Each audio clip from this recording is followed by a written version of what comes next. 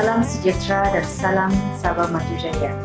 Di kesempatan yang penuh bermakna ini, saya ingin mengucapkan Selamat Hari Raya Aidilfitri, maaf zahir dan batin kepada seluruh warga NBU, para pelajar, ibu bapa dan juga semua staf yang sentiasa bersama membina komuniti universiti ini.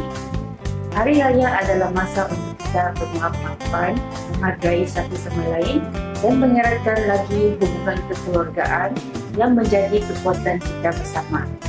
Terima kasih kepada para pelajar atas semangat menuntut ilmu, kepada ibu bapa atas kepercayaan yang diberikan kepada NBU, dan kepada seluruh staf atas dedikasi serta komitmen dalam mendidik dan membentuk masa depan generasi baru.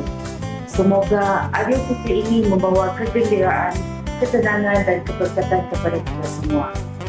Akhir kata dari kami di North Borneo University, Selamat Hari Raya Aidilfitri, maaf zahir dan batin kepada anda dan keluarga tercinta.